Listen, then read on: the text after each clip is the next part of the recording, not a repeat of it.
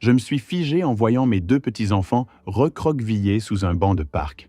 Sales, affamés, terrifiés.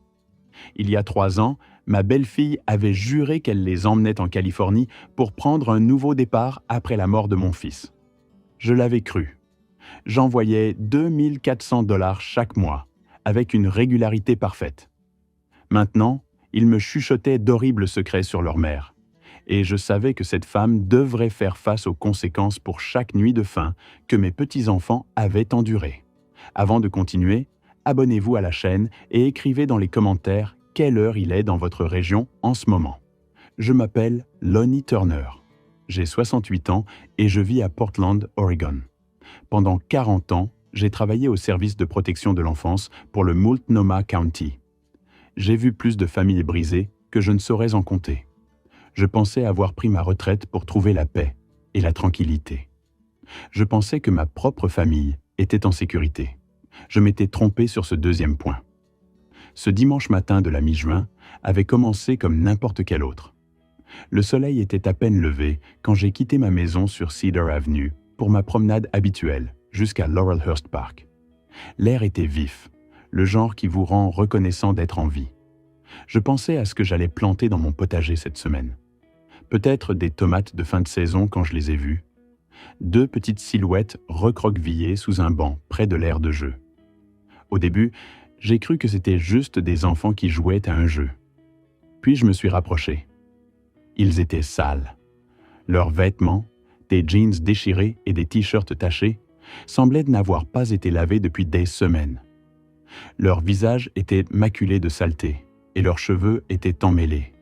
Mais ce furent leurs yeux qui m'arrêtèrent net, creux, affamés, effrayés et familiers. Jacob, Sophia. La tête du garçon se releva brusquement. Ses yeux s'écarquillèrent. 8 ans.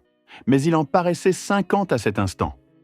Puis la reconnaissance inonda son visage et il se mit à pleurer. « Papy !» Ils se sont tous les deux jetés sur moi. Et je les ai rattrapés, sentant à quel point ils étaient devenus maigres. Sophia sanglotait dans ma chemise. Jacob tremblait. « Ça va ?» Je n'arrêtais pas de répéter, même si rien de tout cela n'allait. « Ça va ? Je vous tiens. » Je n'avais pas vu ces enfants depuis 3 ans. 3 ans depuis que mon fils Michael était mort dans cet accident de voiture. 3 ans depuis que sa veuve Danielle avait insisté pour déménager en Californie avec les enfants. Pour un nouveau départ, avait-elle dit. Trop de souvenirs ici. Je l'avais cru. Je l'avais même soutenu financièrement. 2400 $ par mois, comme une horloge, virée directement sur son compte pour les enfants, avait-elle dit, pour s'assurer qu'ils aient tout ce dont ils avaient besoin. En les regardant maintenant, je pouvais voir exactement ce qu'ils avaient reçu. « Quand avez-vous mangé pour la dernière fois ?» ai-je demandé. La voix de Jacob était faible. « Hier matin. Il y avait des crackers. »« Hier matin. » Mes mains se sont serrées, mais j'ai gardé ma voix calme. « Rentrons à la maison.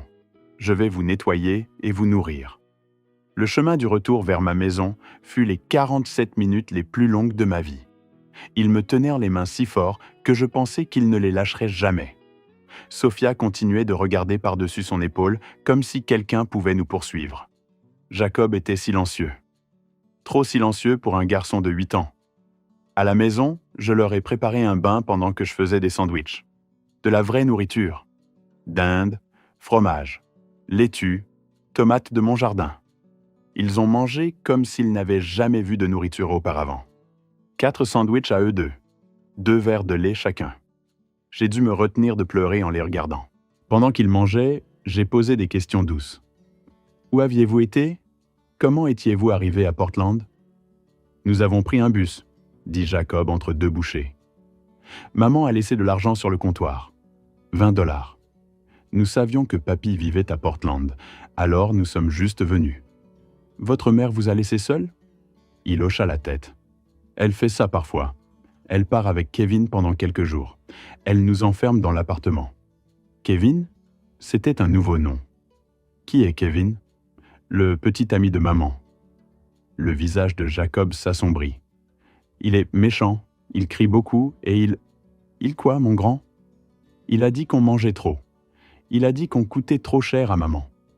Jacob leva les yeux vers moi, avec ses yeux vieux et fatigués.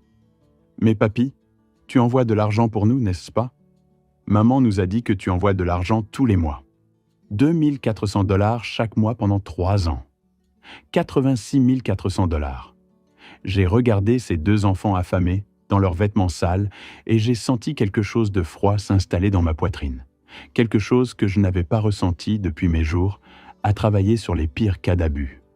Oui, Jacob, ai-je dit doucement. J'envoie de l'argent chaque mois. Après qu'ils eurent de manger et pris leur bain, je les ai mis dans des vêtements propres. De vieilles affaires que j'avais et qui étaient beaucoup trop grandes, mais au moins elles étaient en propre. Puis je les ai bordés dans ma chambre d'amis. Ils se sont endormis presque immédiatement, recroquevillés l'un contre l'autre comme des chiots. Je suis resté assis au bord du lit pendant longtemps, les regardant respirer.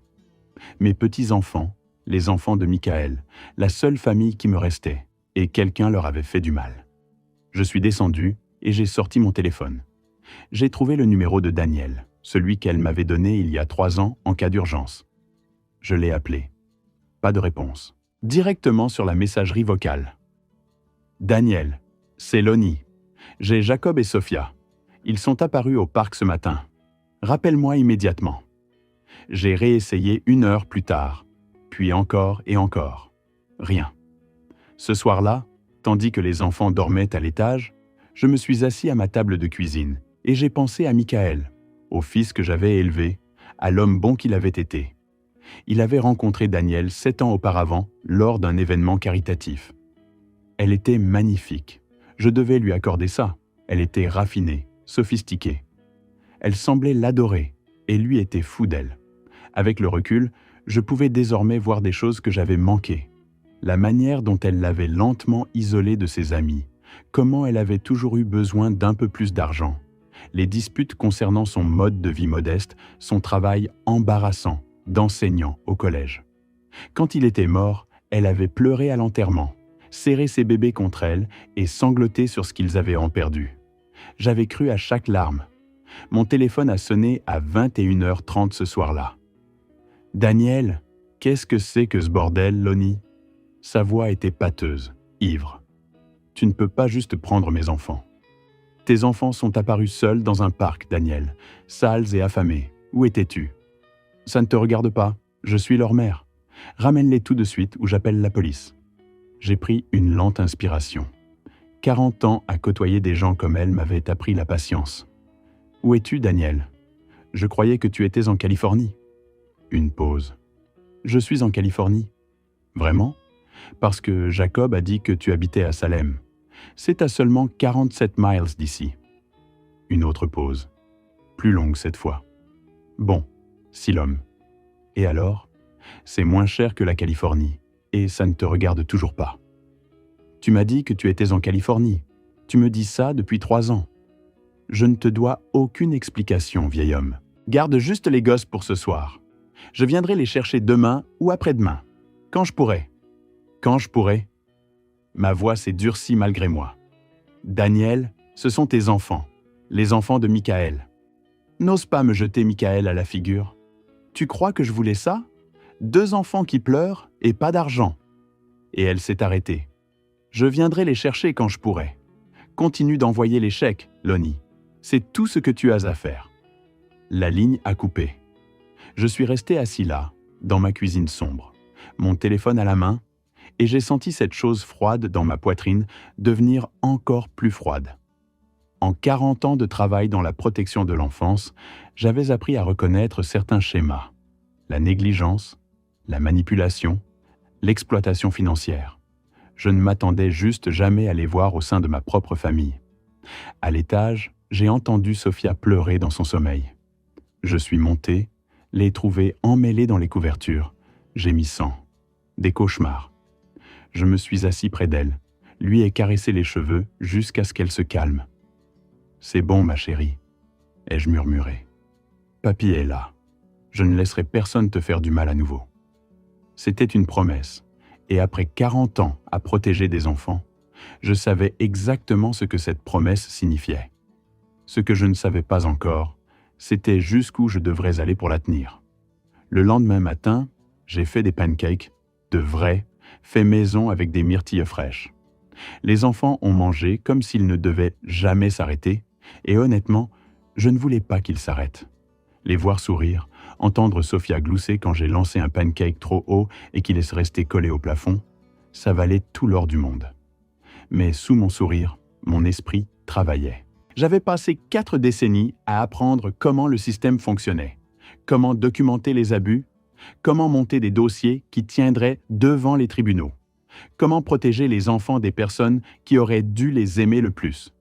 Je n'avais juste jamais pensé que j'aurais besoin d'utiliser ces compétences contre ma propre belle-fille. Après le petit déjeuner, j'ai posé d'autres questions à Jacob. Des questions douces, comme j'avais appris à en poser aux enfants ayant vécu un traumatisme. À quoi ressemblait une journée normale? Où dormait-il? Que mangeait-il? Le tableau qui s'est dessiné m'a glacé le sang. Daniel prenait mes 2 400 $ chaque mois depuis 3 ans. 86 400 $. Mais les enfants voyaient rarement de nouveaux vêtements. Ils mangeaient principalement des crackers, de la soupe en conserve, tout ce qui était le moins cher. Parfois, il n'y avait pas de nourriture du tout pendant des jours. Maman dit qu'elle a besoin de l'argent pour le loyer et les factures, a expliqué Jacob, essayant de la défendre même maintenant. Elle dit que tout est vraiment cher. Et Kevin? Ai-je demandé. Il travaille? Le visage de Jacob s'est assombri. Non, il est toujours à la maison. Lui et maman sortent beaucoup au restaurant et tout ça. Ils portent de beaux vêtements, mais nous devons rester à la maison. À quelle fréquence vous laisse-t-elle seule? Quelques fois par semaine. Parfois toute une nuit. Il a baissé les yeux. On est censé être silencieux. Les voisins ne doivent pas savoir qu'on est seul. 8 et 6 ans. Laissé seul la nuit, plusieurs fois par semaine. Sophia a tiré ma manche. Papy, on peut rester ici? Je ne veux pas y retourner. Je l'ai serré fort contre moi. On va trouver une solution, ma chérie. Je te le promets. Mais la vérité était que, légalement, je n'avais aucun droit. Daniel était leur mère. À moins que je ne puisse prouver qu'elle était inapte, prouver des abus réels ou de la négligence, elle pouvait les reprendre quand elle le voulait. Et je devais être intelligent à ce sujet. Si je poussais trop fort, trop vite, elle disparaîtrait avec eux. Changer de numéro. Déménager. Je ne les retrouverais plus jamais. Non, je devais monter un dossier. Un vrai. Inattaquable. J'avais besoin d'aide. Cet après-midi-là, tandis que les enfants jouaient dans mon jardin, jouaient vraiment comme des enfants devraient le faire. J'ai passé quelques appels. J'ai d'abord appelé la banque pour confirmer le montant total que j'avais envoyé à Daniel au cours des 3 dernières années. Ensuite, j'ai contacté un avocat avec qui j'avais collaboré sur des affaires de garde d'enfants il y a des années, juste pour évaluer mes options. L'avocat a été direct. Sans preuve d'abus ou de négligence, vous n'avez pas grand-chose. C'est la mère biologique. Il vous faudrait des documents, des témoins, des preuves de mise en danger. Et si vous obtenez cela, alors nous pourrons déposer une demande de garde d'urgence.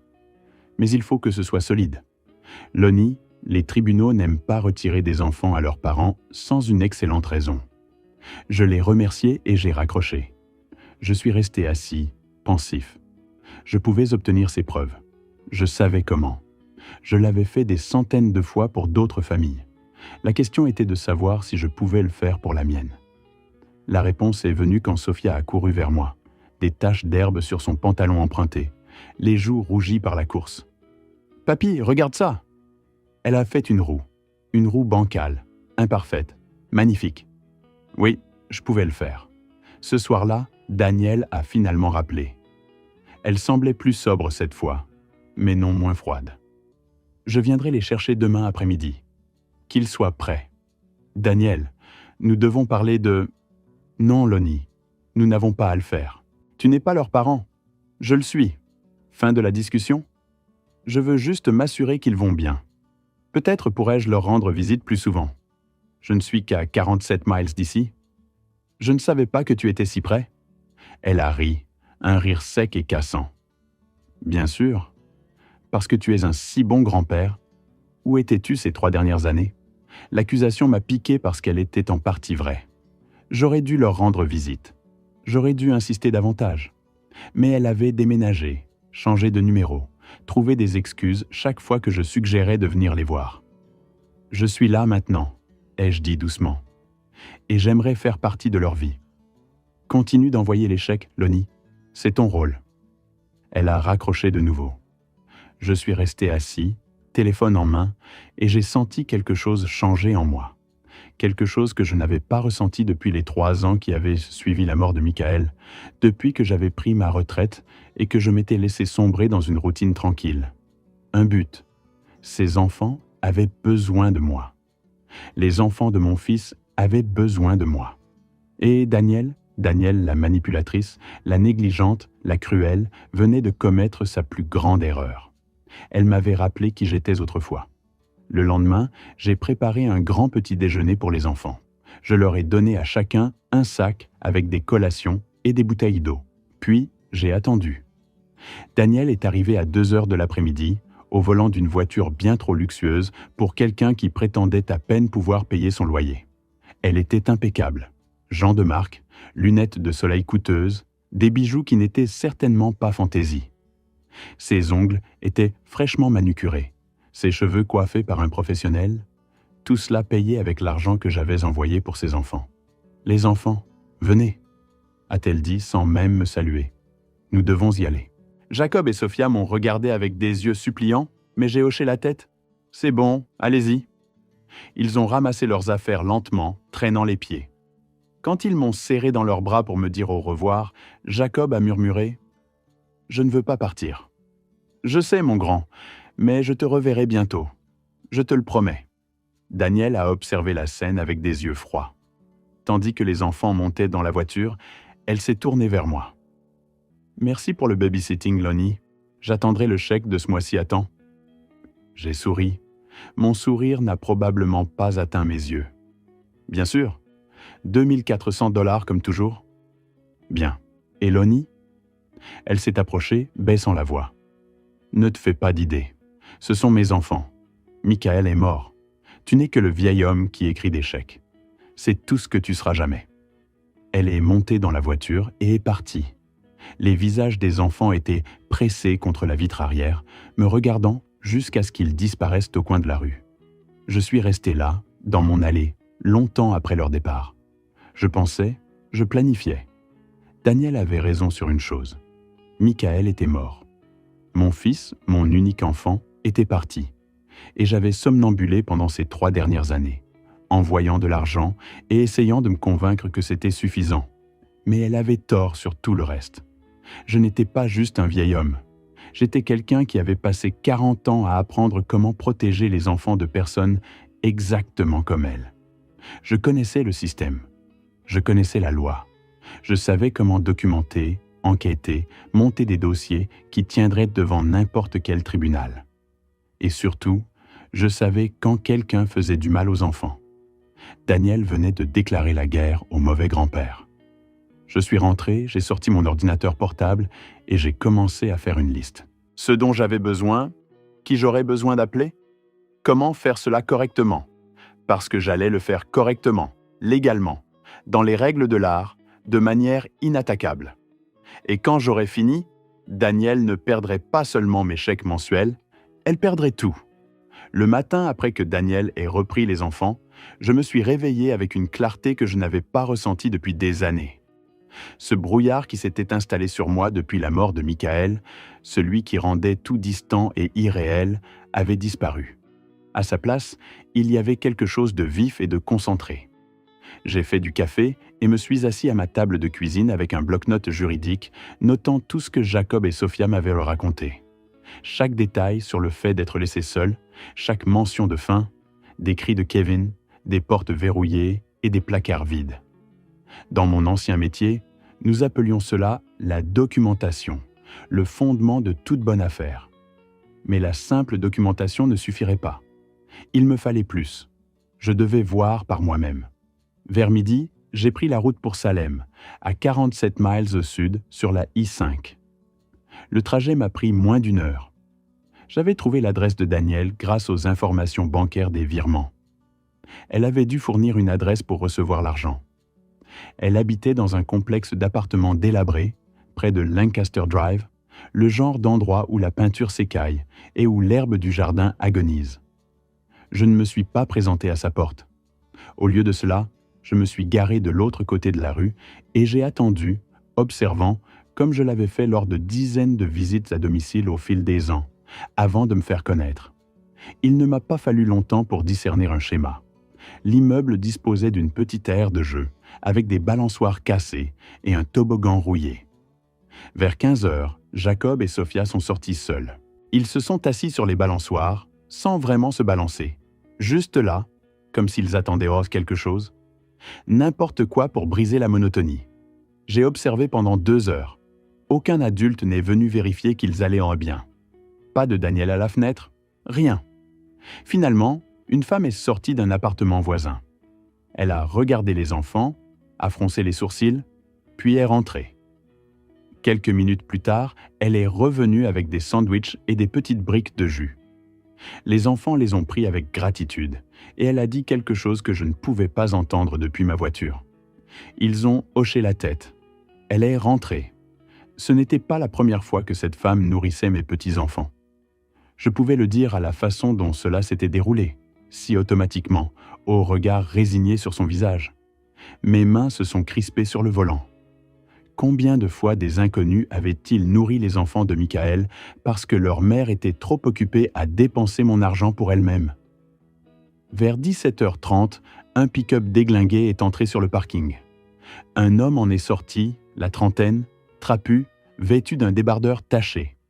Il n'a pas regardé les enfants en entrant dans l'immeuble de Daniel. Ça devait être Kevin. Les enfants l'ont vu aussi. Toute leur attitude a changé. Ils sont descendus des balançoires immédiatement et se sont dépêchés de rentrer, la tête baissée. Je suis resté là jusqu'au coucher du soleil, observant cet appartement.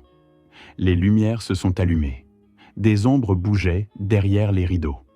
Mais personne n'est ressorti. En rentrant, j'ai repensé à cette voisine, à la façon dont elle avait regardé ses enfants avec pitié, mais sans surprise. Combien de personnes avaient vu ce qui se passait et n'avaient rien fait, n'avaient appelé personne. Mais d'un autre côté, j'avais envoyé 86 000 $ et je n'étais jamais venu. Je n'avais jamais exigé de preuves de la façon dont l'argent était dépensé. Je n'avais jamais remis en question pourquoi Daniel continuait à trouver des excuses pour que je ne puisse pas venir les voir. Nous étions tous coupables de quelque chose, mais j'en avais fini d'être coupable d'inaction. Le lendemain matin, j'ai appelé quelqu'un avec qui j'avais travaillé des années auparavant, Amanda Richards. Nous avions été collègues au Multnomah County Social Services Department. Elle avait gravi les échelons depuis, dirigeant maintenant toute la division. Nous étions restés en contact sporadiquement, par des cartes de Noël et des emails occasionnels. J'ai appelé son bureau. Son assistante a tenté de me faire patienter, mais j'ai utilisé mes anciennes références, me présentant comme Lonnie Turner, retraitée des services de protection de l'enfance, et elle m'a passé. « Lonnie, c'est vraiment toi ?» La voix d'Amanda était chaleureuse mais surprise. « Ça fait quoi, environ 3 ans ?»« Amanda, j'ai besoin de te parler. Officieusement. » Il y eut une pause. Quand elle a repris la parole, son ton avait viré à l'inquiétude professionnelle. « Qu'est-ce qui se passe ?» Je lui ai raconté. Pas tout. Pas mon plan tel qu'il était, mais le fait que les enfants soient apparus au parc, ce qu'il m'avait dit, et le fait de les avoir vus seuls dans ce complexe d'appartements. « As-tu déposé un rapport ?» a-t-elle demandé. « Pas encore. »« Amanda, c'est ma belle-fille. Si je dépose un rapport officiel et que rien n'en ressort, elle disparaîtra avec ses gamins. Je ne les reverrai plus jamais. Lonnie, tu sais que je ne peux pas. Je ne te demande pas de faire quoi que ce soit d'officiel. Je te demande conseil à quelqu'un qui connaît le système aussi bien que moi. » Une autre pause. « Officieusement, documente tout. Trouve des témoins si tu peux. Des photos, des vidéos, tout ce qui est concret. Les tribunaux ont besoin de preuves, pas seulement d'allégations. Et Lonnie, sa voix s'est adoucie. Sois prudent.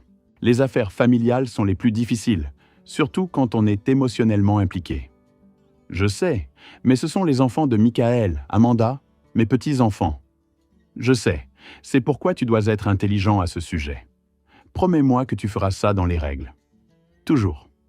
Après avoir raccroché, je suis resté assis, réfléchissant à ses conseils. Preuves, témoins, documentation. Je pouvais obtenir tout cela, mais j'aurais besoin d'aide pour les parties que je ne pouvais pas gérer seul. Cet après-midi-là, j'ai cherché des détectives privés dans la région de Portland. J'en ai trouvé un avec de bonnes critiques et de l'expérience dans les affaires familiales. Il s'appelait Gerald Morgan et son bureau se trouvait sur Northwest 23 Avenue. Son bureau était petit mais professionnel. Des classeurs, un bureau couvert de dossiers, des certificats au mur. Morgan lui-même avait la cinquantaine, les cheveux grisonnants, les yeux vifs, le genre d'homme qui remarque tout. « Monsieur Turner », a-t-il dit en me serrant la main. « Votre message indiquait qu'il s'agissait d'une affaire familiale. » Je lui ai tout exposé. L'argent que j'envoyais, l'état dans lequel j'avais trouvé les enfants, ce que j'avais observé à Salem, et ce dont j'avais besoin. Il a écouté sans m'interrompre, prenant des notes sur un bloc-notes jaune. Quand j'ai eu fini, il s'est adossé à sa chaise. « Vous comprenez ? Ce que vous demandez, c'est une surveillance de votre belle-fille. Je comprends. Et vous voulez des preuves de négligence, des relevés financiers si possible, et tout ce qui pourrait étayer une demande de garde ? Oui. Il m'a donné un prix.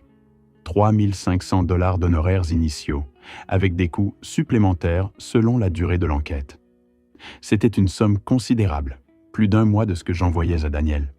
Mais voir ses enfants assis seuls sur ces balançoires cassés, attendant qu'un étranger leur apporte à manger, j'ai signé le chèque sans hésiter. « Combien de temps cela prendra-t-il » ai-je demandé. « Cela dépendra de ce que nous trouverons. Ça pourrait être une semaine, ça pourrait être 1 mois. Je commencerai par une surveillance de base. Ses allées et venues, qui lui rend visite, combien de temps les enfants sont laissés seuls. Ensuite, je me pencherai sur les dossiers financiers, pour voir si je peux retracer où votre argent va réellement. Pouvez-vous faire cela légalement ? Il a souri légèrement. J'ai mes méthodes. Tout ce que je vous fournirai sera recevable devant les tribunaux. Je vous le promets. Nous nous sommes serrés la main à nouveau, et je suis parti, avec le sentiment d'avoir enfin fait quelque chose de concret, quelque chose qui n'était pas juste resté là à me sentir impuissant. Sur le chemin du retour, mon téléphone a sonné. C'était Daniel. « Lonnie, j'ai besoin du chèque de ce mois-ci plus tôt. Peux-tu l'envoyer aujourd'hui ?» J'ai failli rire. L'audace de cette femme. Ce n'est même pas encore la fin du mois, Daniel. Je l'envoie toujours le 1er. Oui, eh bien, j'en ai besoin maintenant. Les enfants ont besoin de choses. Les enfants, n'est-ce pas? Les enfants qui portèrent des vêtements 2 tailles trop petits et mangeaient des sandwichs de la voisine. De quoi ont-ils besoin spécifiquement? Ai-je demandé, gardant ma voix neutre. Je ne sais pas, Lonnie. Des fournitures scolaires, des vêtements, de la nourriture, les trucs habituels. Pourquoi tu m'interroges comme ça? Je veux juste m'assurer que mon argent est dépensé pour les bonnes choses. Sa voix est devenue acerbe. Excuse-moi? Tu m'accuses de quelque chose? Pas du tout. Je pose juste des questions. Eh bien, ne le fais pas. Ton travail est d'envoyer de l'argent. C'est tout. Tu n'as pas à remettre en question la façon dont j'élève mes enfants. C'était ça, encore. Mes enfants. Comme si Michael n'avait jamais existé. Comme si je n'avais aucun lien avec eux. J'enverrai le chèque le 1er comme d'habitude, ai-je dit calmement. Sérieusement? Tu vas me faire attendre 2 semaines de plus? Oui, a-t-elle juré avant de raccrocher. Je suis resté assis dans ma voiture, le téléphone toujours à la main, et j'ai repensé à cette conversation, à la colère pleine de suffisance dans sa voix quand j'avais suggéré avoir le moindre droit de savoir comment mon argent était utilisé. 40 ans de travail avec des gens comme Daniel m'avaient appris quelque chose d'important. Ils ne pensent jamais faire quoi que ce soit de mal. Ils se convainquent qu'ils méritent tout ce qu'ils prennent, que leurs besoins sont plus importants que ceux de quiconque, et ils ne s'arrêtent jamais d'eux-mêmes. Quelqu'un doit les y forcer. Ce soir-là, j'ai reçu un email de Gerald Morgan. Il avait déjà commencé la surveillance. Les photos jointes montraient Daniel quittant son appartement vers 11 h ce matin-là, tiré à 4 épingles, montant dans cette belle voiture que j'avais déjà vue. Elle n'était pas rentrée avant 19 h ce soir-là. La photo suivante montrait les enfants sur ces balançoires, seuls, encore une fois. Horodatage. 14h15. J'ai enregistré les photos dans un dossier sur mon bureau. J'ai commencé un dossier d'affaires, exactement comme je le faisais au travail. Organisé, méthodique, car Danielle avait commis une erreur cruciale lorsqu'elle s'était tenue dans mon allée et m'avait dit de continuer à envoyer des chèques et de rester hors de sa vie. Elle avait oublié à qui elle avait affaire. Je n'étais pas juste un vieil homme accablé par le chagrin. J'étais quelqu'un qui avait passé 4 décennies à monter des dossiers contre des personnes qui faisaient du mal aux enfants. Je connaissais chaque faille, chaque loi, chaque ruse, et je venais de commencer à toutes les utiliser. 2 jours plus tard, Danielle s'est présentée à ma porte sans prévenir. C'était en début de soirée, et elle avait l'air échevelée d'une manière que je n'avais jamais vue auparavant. Son maquillage était un peu étalé, ses cheveux pas aussi parfaits que d'habitude. « Il faut qu'on parle », a-t-elle dit, me bousculant pour entrer chez moi. J'ai fermé la porte calmement. « À propos de quoi ?»« À propos de toi qui me suis. Je t'ai vu à Salem l'autre jour, assis dans ta voiture en face de mon appartement. J'avais été prudent. Apparemment pas assez, mais j'ai gardé un visage impassible. J'étais dans le coin. J'ai pensé que je pourrais passer voir les enfants. Lonnie, tu es resté là pendant des heures. J'ai vu ta voiture quand je suis rentré. Et où étais-tu pour rentrer si tard ?» Ses yeux ont lancé des éclairs. « Ce ne sont pas tes affaires. Ça le devient quand tu dépenses l'argent que j'envoie pour tes enfants sur toi-même pendant qu'ils sont assis dehors, seuls, nourris par des étrangers. » Les mots sont sortis plus durement que je ne l'avais voulu, mais j'en avais marre de faire bonne figure. Marre de faire semblant de ne pas voir ce qui était juste devant moi. Elle s'est approchée, sa voix tombant à un ton dangereux. « Écoute-moi bien, vieil homme. Ces enfants sont les miens. Michael est parti, et je suis tout ce qu'ils ont.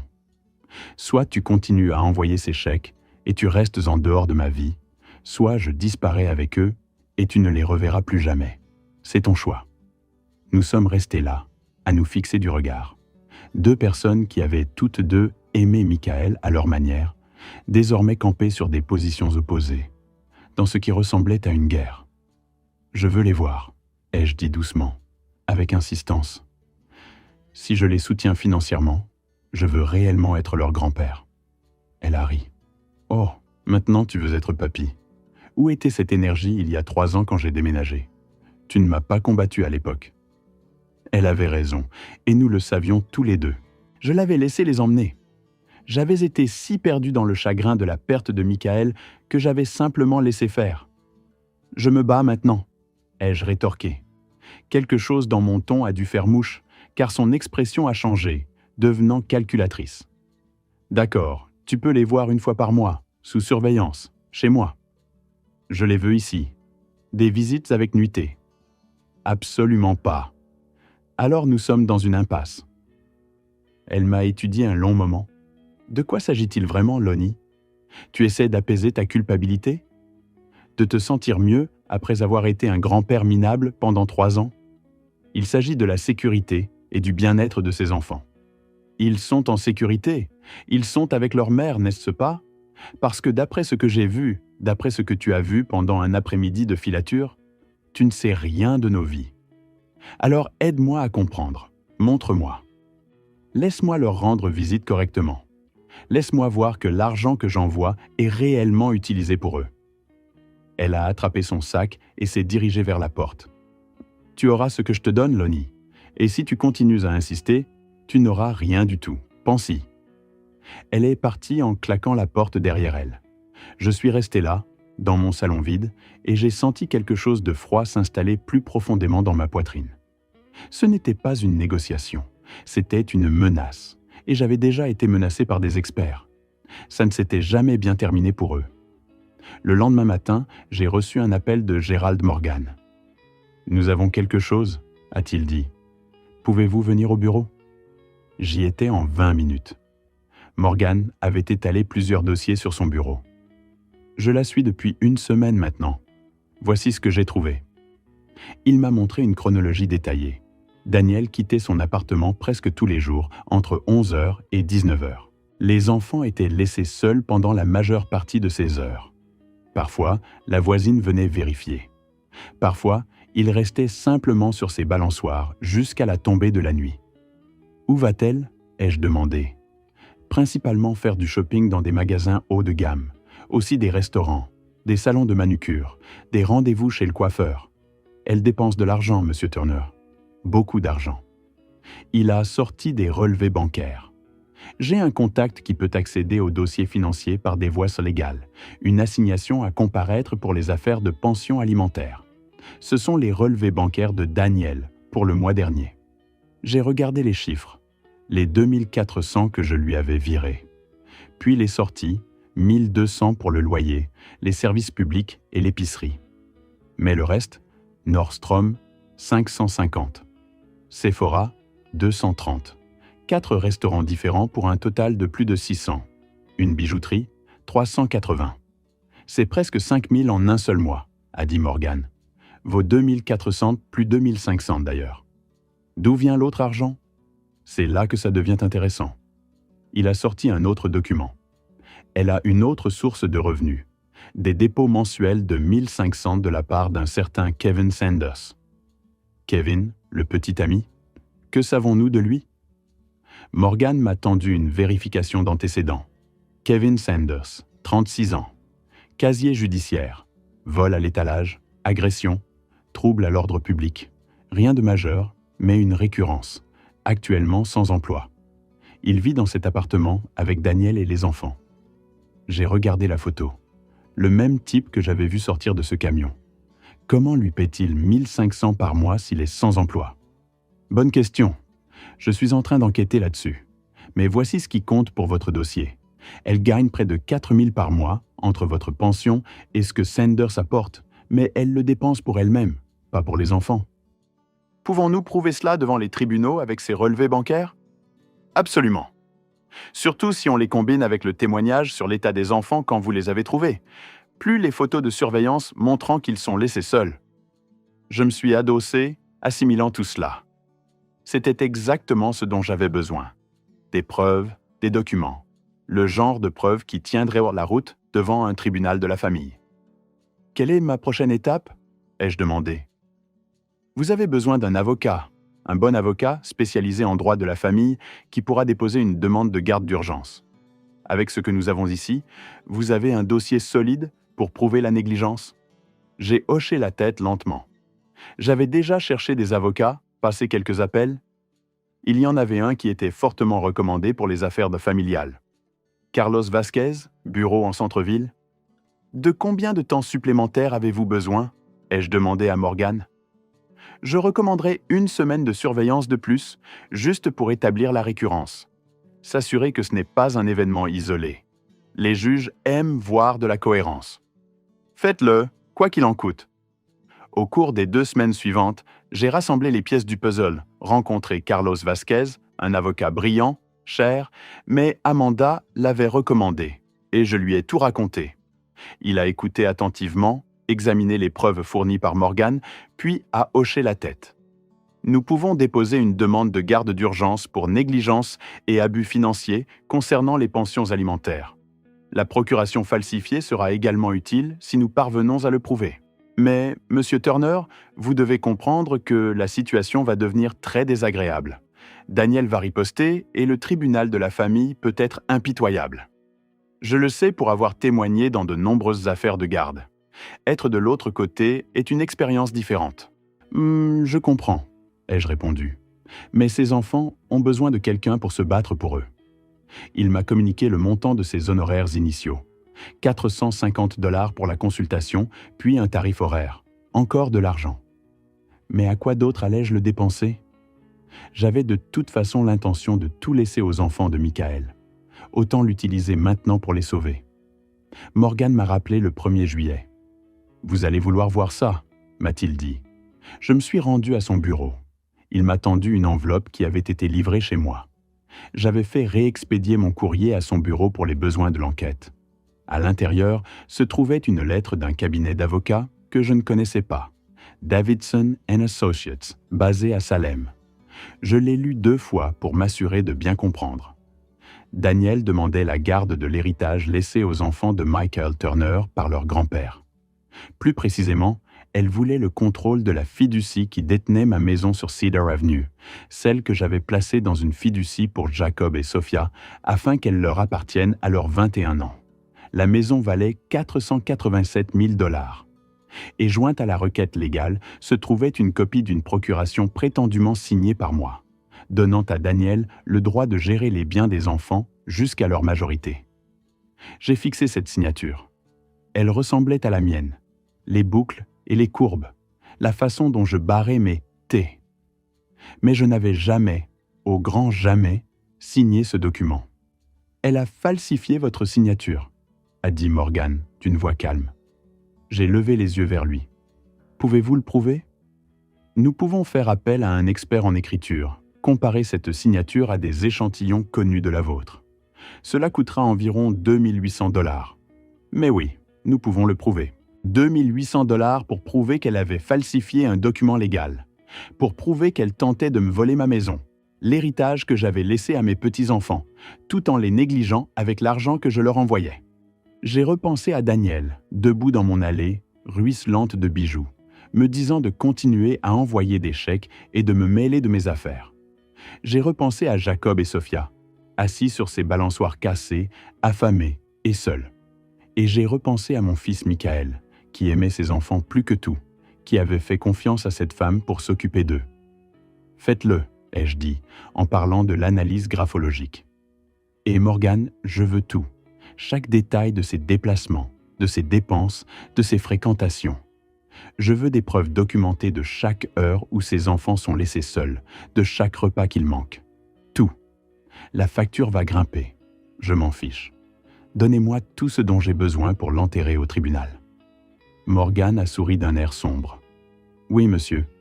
J'ai quitté son bureau et suis rentré chez moi, cette procuration falsifiée me brûlant les mains dans ma mallette. Pendant tout ce temps, j'avais cru que Danielle était simplement négligente, égoïste et immature. Mais ceci était différent. C'était calculé. Elle avait planifié de s'emparer de ma maison, de la vendre et d'empocher un demi-million de $ pendant que ses enfants mouraient de faim, et elle avait tenté de le faire légalement, en utilisant un document falsifié portant mon nom. Cette nuit-là, je me suis assis dans ma cuisine avec une tasse de café et j'ai de nouveau examiné ce document. Cette signature qui était la mienne, mais qui ne l'était pas, ce langage juridique qui lui aurait tout donné. 40 ans passés au service de protection de l'enfance m'avaient appris beaucoup de choses. Comment cerner les gens, comment monter des dossiers, comment protéger les enfants des pires formes de maltraitance. Mais cela m'avait aussi appris autre chose. Parfois, le système est trop lent. Parfois, le temps que vous rassembliez toutes vos preuves, que vous déposiez tous vos documents et que vous convainquiez les tribunaux d'agir, il est trop tard. Le mal est fait. Je n'allais pas laisser cela arriver aux enfants de Michael. Danielle pensait jouer aux échecs avec quelqu'un qui ne connaissait pas les règles, quelqu'un qui se contenterait d'envoyer ses chèques et de se retirer tranquillement à la retraite. Elle avait oublié que j'avais passé 40 ans à apprendre ces règles, à savoir comment les utiliser, à protéger les innocents de gens exactement comme elle, et je venais de comprendre précisément comment les appliquer. À présent, j'ai ouvert mon ordinateur portable et j'ai commencé à dresser une liste. Tout ce dont j'avais besoin pour déposer une demande de garde d'urgence. Chaque document, chaque témoin, chaque preuve. Carlos Vasquez aurait besoin de tout cela. Dehors, par ma fenêtre, la nuit d'été était douce et silencieuse.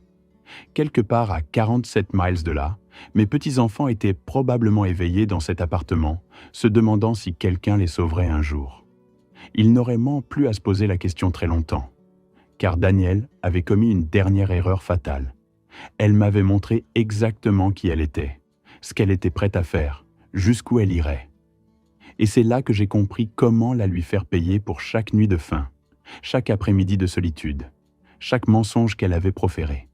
Non par colère, ni par vengeance, mais par la loi, les documents, le même système que j'avais utilisé pendant 40 ans pour protéger les enfants de gens comme elle. Elle voulait jouer avec les documents légaux et les droits de garde. Parfait. Voyons comment elle s'en sortirait face à quelqu'un qui avait écrit les règles du jeu, Le lendemain matin de la réception de cette procuration falsifiée, je me trouvais dans le bureau de Carlos Vasquez, au 12e étage d'un immeuble du centre-ville de Portland.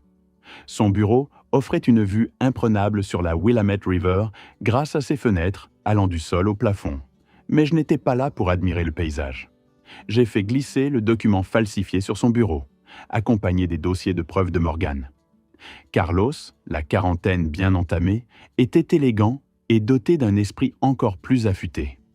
Amanda l'avait recommandé comme le meilleur avocat en droit de la famille du comté. Et en le voyant examiner les documents, je comprenais pourquoi. Son regard parcourait les pages avec rapidité et précision, saisissant des détails que la plupart des gens auraient manqués. « C'est un faux », a-t-il déclaré après avoir examiné la procuration. « La signature semble bonne, mais il y a des incohérences dans la pression du stylo. Regardez ici », a-t-il indiqué, en désignant des boucles spécifiques. Celles-ci ont été tracées, pas écrites naturellement. Pouvons-nous le prouver au tribunal ? Nous aurons besoin d'un expert en écriture, quelqu'un de certifié pour témoigner. Cela vous coûtera environ 2 800 $ pour l'analyse complète et le témoignage au tribunal. Je n'ai pas hésité. Faites-le. Il a sorti un bloc-notes et a commencé à prendre des notes. D'accord, nous avons donc une potentielle falsification, ce qui est un crime en Oregon. Nous avons aussi ces photos de surveillance montrant la négligence. Les relevés bancaires prouvant l'utilisation abusive des fonds de pension alimentaire. C'est une base solide pour une demande de garde d'urgence. Combien de temps avant que nous puissions déposer la demande ? J'ai besoin de l'analyse graphologique d'abord. Cela prendra environ 2 semaines. Ensuite, nous déposerons une demande de garde d'urgence auprès de la Multnomah County Circuit Court, en nous basant sur le danger immédiat pour le bien-être des enfants. Nous devrons également déposer une plainte pénale auprès du Portland Police Bureau concernant la falsification et la fraude financière. 2 semaines, 14 jours de plus pendant que Jacob et Sophia restaient dans cet appartement avec Daniel et Kevin. « Quelles sont nos chances ?» ai-je demandé. Carlos s'est penché en arrière sur sa chaise. Honnêtement, avec ces preuves, je dirais 70, peut-être 75% pour une garde temporaire. L'audience permanente dépendra de ce que nous découvrirons d'autre et de la façon dont l'avocat de Daniel défendra son dossier. Mais Lonnie, vous devez comprendre que ça va devenir laid. Elle va se battre. Le tribunal de la famille fait ressortir le pire chez les gens. Je sais, je l'ai vu maintes fois de l'autre côté. Être de ce côté-ci est différent, a-t-il dit. C'est personnel. Ce sont vos petits-enfants. Vous devez vous y préparer. J'ai pensé aux yeux creux de Jacob dans le parc, à Sophia pleurant dans son sommeil, à cette voisine qui nourrissait mes petits-enfants parce que leur propre mère ne le faisait pas. « Je suis prêt », ai-je dit.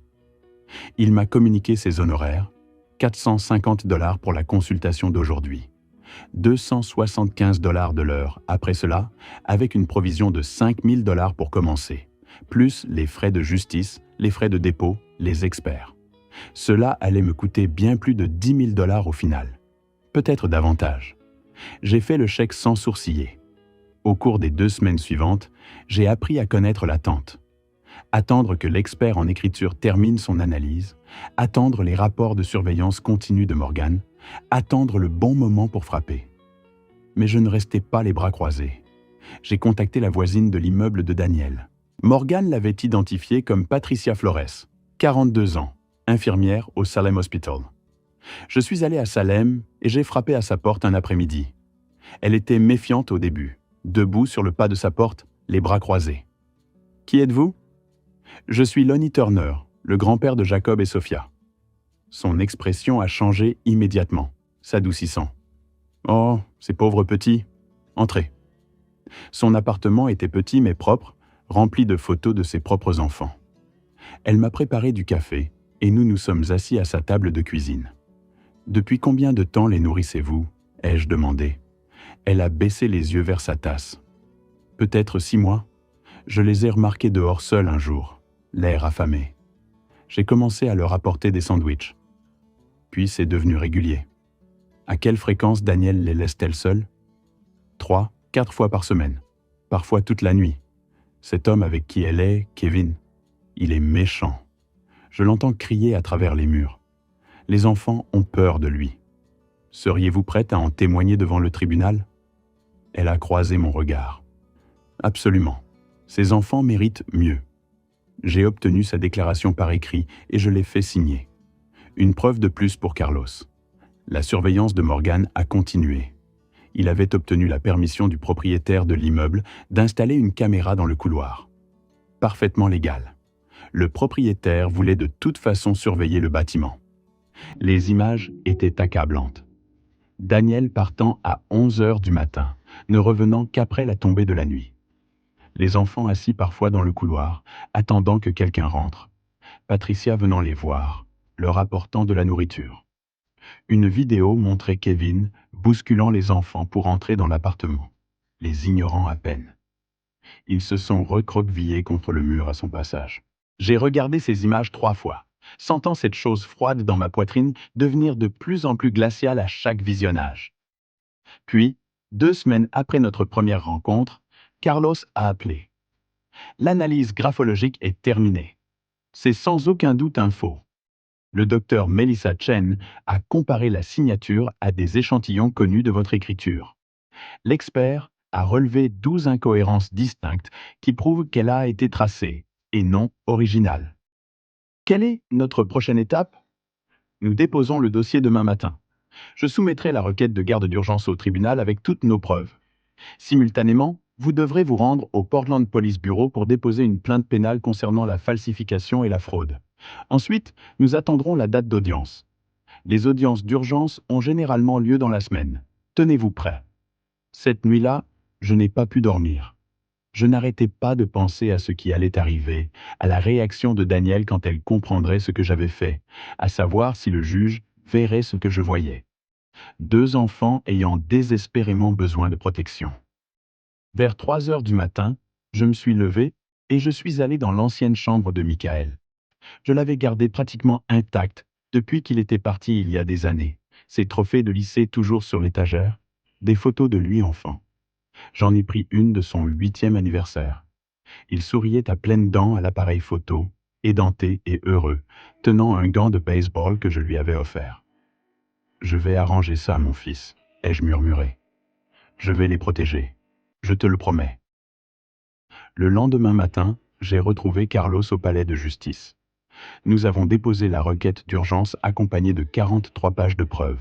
Photos de surveillance, relevés bancaires, l'analyse graphologique, le témoignage de Patricia, les rapports détaillés de Morgan. Ensuite, j'ai conduit jusqu'au Portland Police Bureau et j'ai déposé une plainte formelle contre Daniel Turner pour falsification, fraude et détournement de fonds de pension alimentaire. L'officier qui a recueilli ma déposition était jeune et professionnel. C'est une accusation grave, monsieur Turner. Je sais, et j'ai des preuves sérieuses. Je lui ai remis des copies de tout. La procuration falsifiée, l'analyse d'experts, les relevés financiers montrant où mon argent était réellement allé. Il a tout examiné, puis a levé les yeux vers moi. Nous allons ouvrir une enquête. Un détective voudra probablement vous interroger dans les prochains jours. Je me rendrai disponible. En sortant de ce poste de police, j'ai senti quelque chose changer. Les rouages étaient en marche. Plus de retour en arrière possible. Mon téléphone a sonné. C'était Carlos. Nous avons une date d'audience. Une audience d'urgence est prévue la semaine prochaine. La juge Patricia Morrison présidera. Elle est dure mais juste. Bien. Lonnie, tu dois te préparer. Danielle devra être informée de cette audience. Elle saura que tu cherches à obtenir la garde. Elle aura le temps de préparer sa défense. J'ai pensé à Danielle, debout dans mon allée, ruisselante de bijoux payés avec de l'argent destiné à ses enfants affamés. À sa voix froide me disant de continuer à envoyer des chèques et de rester en dehors de sa vie. Qu'elle se prépare, ai-je dit. Je me prépare à ça depuis le début de ma carrière.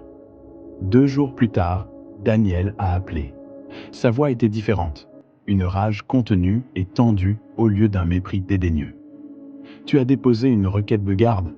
Tu as perdu la tête? Non, Daniel, je pense enfin clairement. Tu ne peux pas faire ça. Tu n'es pas leur parent. Toi non plus, apparemment.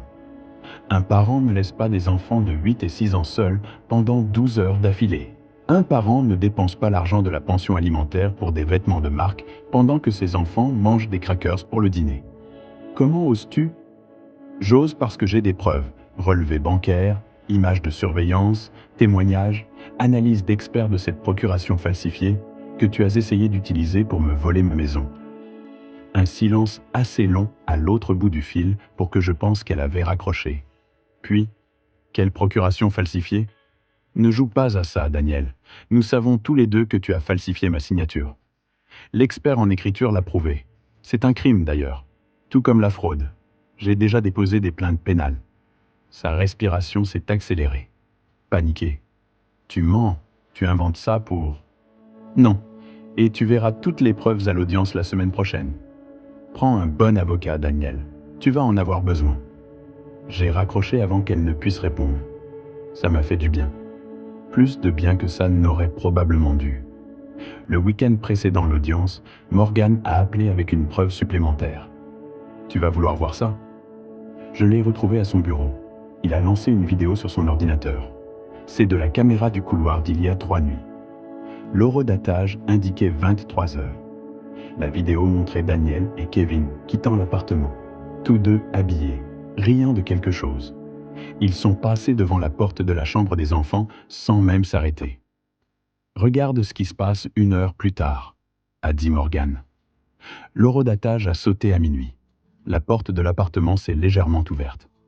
Le visage de Jacob est apparu, regardant dans le couloir. Il était en pyjama. Il a regardé autour de lui, puis a refermé la porte. Il vérifie s'ils sont rentrés, ai-je dit doucement. Ça empire. Regarde ça. 2 heures du matin. La porte s'est rouverte. Cette fois, les 2 enfants sont sortis. Ils se sont assis dans le couloir, le dos contre le mur, attendant. Sophia pleurait en silence. Jacob l'avait serrée dans ses bras. Ils sont restés assis là pendant 43 minutes avant de rentrer. Daniel et Kevin ne sont revenus qu'à 4h30 du matin. J'ai regardé cette vidéo jusqu'à en mémoriser chaque seconde. Ces 2 petites silhouettes assises dans ce couloir vide, attendant une mère qui ne se souciait pas assez d'eux pour rentrer à la maison. Pouvons-nous utiliser ça au tribunal? Ai-je demandé, bien que Carlos l'ait déjà inclus dans le dossier de preuves qu'il avait déposé. La veille de l'audience, j'ai à peine mangé. Impossible de me concentrer sur quoi que ce soit. Je ne cessais de repasser des scénarios dans ma tête. Et si le juge ne croyait pas aux preuves? Et si Daniel avait une explication plausible? Et si j'échouais avec ses enfants, comme je les avais laissés tomber pendant 3 ans? Cette nuit-là, j'ai appelé Carlos. Sommes-nous prêts? Autant que nous pourrons l'être. J'ai toutes les preuves organisées. Patricia Flores sera là pour témoigner. Les rapports de Morgan sont exhaustifs. L'expert en écriture est en attente si nous avons besoin de lui. Eloni, nous avons le droit de notre côté. Ces enfants ont besoin d'être protégés, et tu es le seul à agir pour ça. Et si ce n'est pas suffisant, alors nous ferons appel. Nous continuerons à nous battre. Mais je pense que demain, ça va tourner en notre faveur. J'espérais qu'il avait raison, car je venais de tirer le premier coup de feu dans une guerre que je ne pouvais pas me permettre de perdre. Le bâtiment du Multnomah County Circuit Court se trouvait au centre-ville, une structure imposante de béton et de verre. Je suis arrivé 30 minutes en avance, vêtu du seul costume que je possédais, celui que j'avais acheté pour les funérailles de Michael il y a 3 ans. Carlos m'a rejoint dans le couloir devant la salle d'audience. Il portait une mallette en cuir qui, je le savais, contenait toutes les preuves que nous avions recueillies. « Comment vous sentez-vous » a-t-il demandé, comme si j'étais sur le point de témoigner dans une affaire que j'avais préparée 100 fois. Sauf que cette fois, c'est ma famille. C'est normal. Rappelez-vous simplement de rester calme. Répondez directement aux questions. Ne laissez pas les émotions l'emporter sur les faits. Le juge doit vous voir comme un tuteur stable et compétent. Nous sommes entrés dans la salle d'audience. Elle était plus petite que je ne l'avais imaginé, lambrissée et formelle. Le banc de la juge Patricia Morrison dominait l'avant de la pièce. Elle n'était pas encore là, mais le greffier était en train de s'installer. Puis Daniel est entré. Je m'attendais à la voir inquiète, peut-être effrayée. Au lieu de cela, elle avait l'air confiante. Elle portait une robe sobre, un maquillage minimal, les cheveux tirés en arrière. Elle s'était transformée en l'image même d'une mère respectable. Son avocate l'accompagnait, une femme d'une cinquantaine d'années, vêtue d'un tailleur coûteux, qui se tenait avec l'assurance de quelqu'un qui avait gagné de nombreuses affaires. Danielle m'a vu et ses yeux se sont durcis, mais elle n'a rien dit, se contentant de prendre place de l'autre côté de la salle. « Veuillez vous lever », a annoncé le greffier. La juge Morrison est entrée. Elle avait la soixantaine, les cheveux argentés, des yeux perçants qui ne laissaient rien échapper. Elle siégeait depuis 20 ans, selon Carlos, et avait vu toutes sortes d'affaires familiales. Elle s'est assise, a examiné quelques documents, puis a levé les yeux.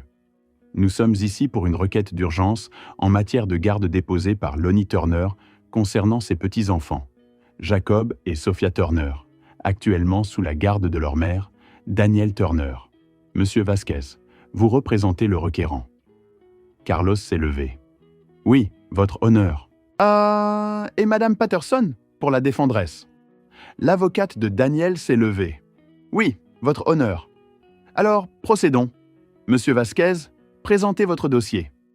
Carlos a ouvert sa mallette et a commencé à présenter méthodiquement les preuves.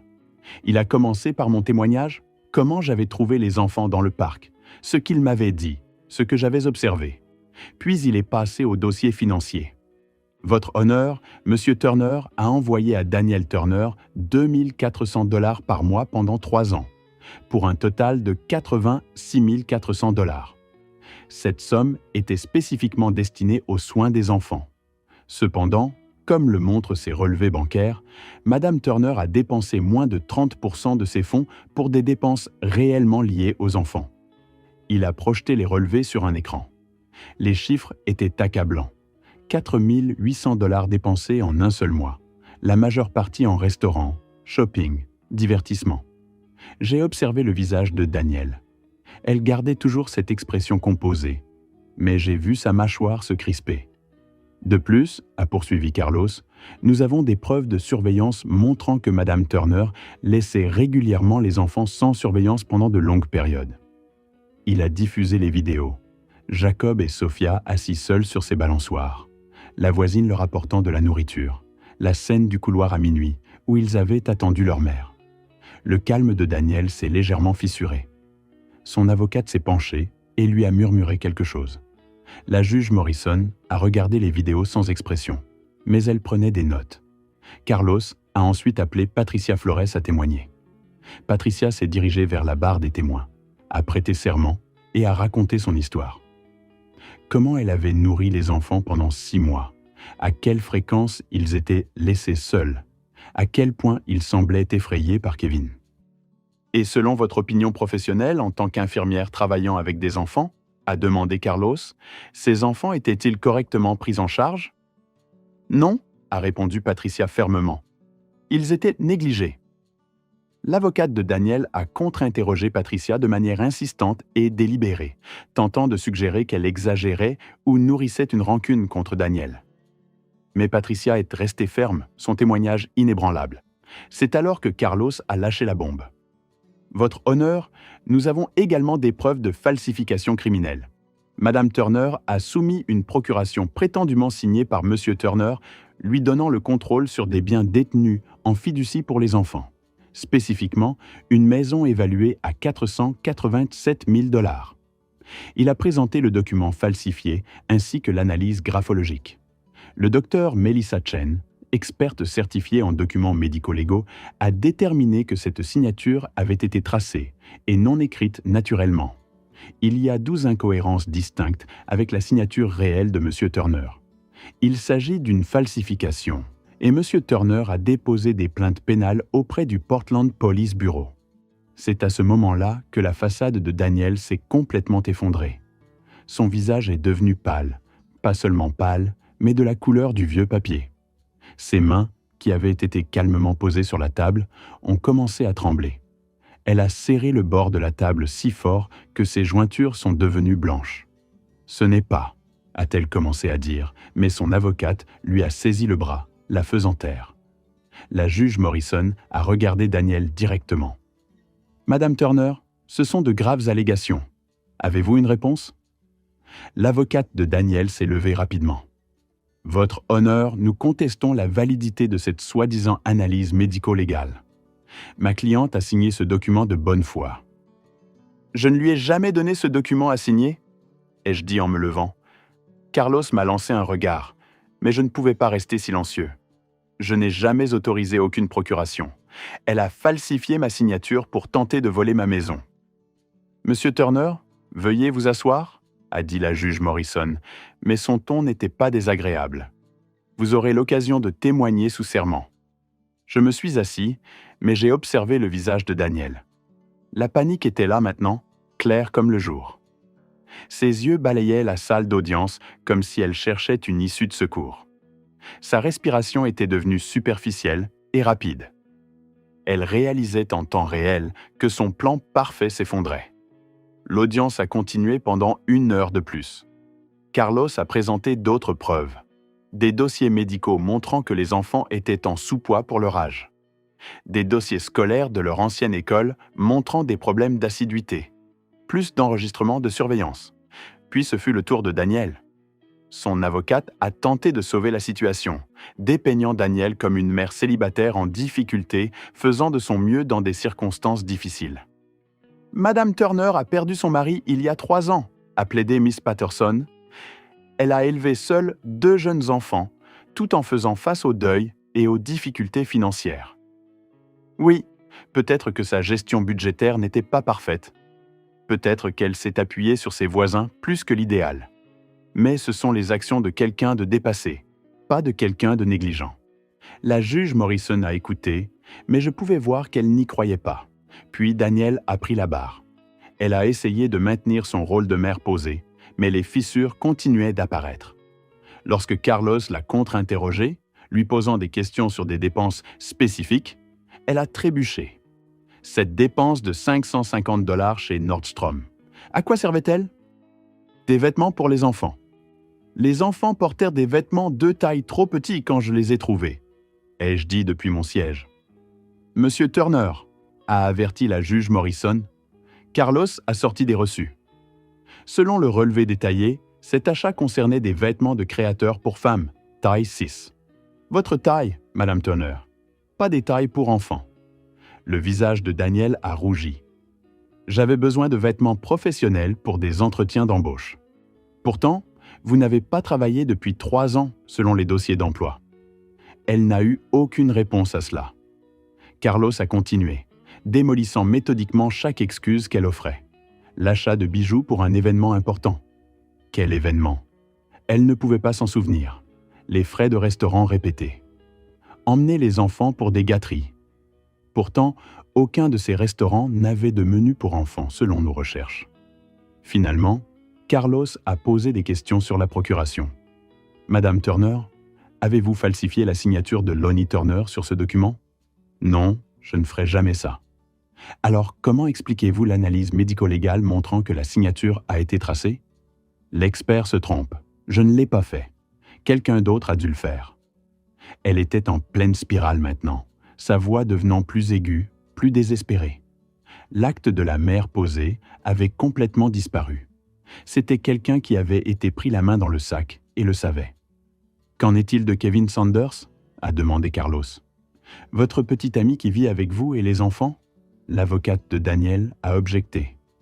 Mais la juge Morrison l'a autorisé. « Kevin n'a rien à voir avec ça », a dit Daniel.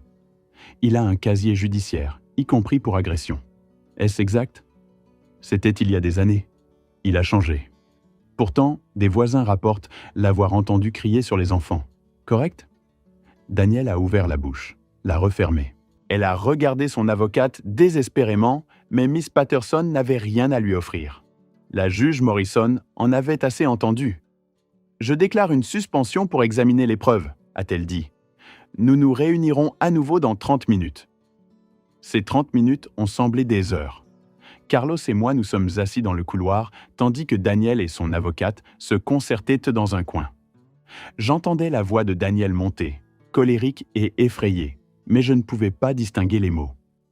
De retour dans la salle d'audience, la juge Morrison avait l'air sévère. Après avoir examiné toutes les preuves présentées, y compris les images de surveillance, les relevés financiers, les témoignages et les graves allégations de falsification, je rends la décision suivante. Daniel agrippa de nouveau la table. Je pouvais voir tout son corps se raidir. J'accorde la garde temporaire de Jacob et Sophia Turner à leur grand-père, Lonnie Turner, pour une période de 60 jours, en attendant une enquête et une audience complète. Pendant cette période, Madame Turner n'aura qu'un droit de visite supervisée, 2 heures par semaine, sous la surveillance d'un tuteur désigné par le tribunal. « Non !» s'écria Daniel en se levant d'un bond. « Vous ne pouvez pas faire ça, ce sont mes enfants. »« Madame Turner, asseyez-vous !» dit la juge Morrison d'un ton sec. Mais Daniel n'écoutait plus. « C'est insensé, c'est un vieil homme, il ne peut pas s'occuper d'eux. Il essaie juste de me les voler parce qu'il est seul et pathétique. Madame Turner, je vous déclarerai coupable d'outrage au tribunal si vous ne vous asseyez pas immédiatement. » L'avocate de Daniel essayait de la tirer pour la rasseoir, mais Daniel la repoussa. Elle me pointa du doigt, le visage tordu de rage. « C'est de votre faute. Vous n'avez pas pu vous en tenir là. Vous avez dû vous immiscer. Ils allaient bien. Ils mouraient de faim, dis-je doucement. Ils étaient assis sous un banc dans le parc, sales et effrayés, pendant que vous dépensiez mon argent en bijoux. C'est un mensonge. Je suis une bonne mère. Je les aime. Alors pourquoi se sont-ils enfuis ? Demandai-je. Cela l'arrêta net. Pendant une seule seconde, quelque chose qui ressemblait à de la honte traversa son visage. Puis l'huissier fut là, la conduisant loin de la table. Elle continuait de crier, sa voix résonnant dans la salle d'audience. « Tu es un monstre, Lonnie, un vieil homme horrible et vindicatif. Tu le regretteras, je les récupérerai. Ils sont à moi, à moi. » Les portes de la salle d'audience se refermèrent derrière elle, étouffant ses cris. La juge Morrison me regarda. « Monsieur Turner, je vous confie le bien-être de ces enfants. Ne me faites pas regretter cette décision. » Je me levai. « Je ne le ferai pas à votre honneur, je vous le promets. » Alors que nous quittions la salle d'audience, Carlos souriait largement. « Ça s'est passé encore mieux que prévu. Avez-vous vu son visage quand nous avons présenté les preuves de falsification ? J'ai cru qu'elle allait s'évanouir.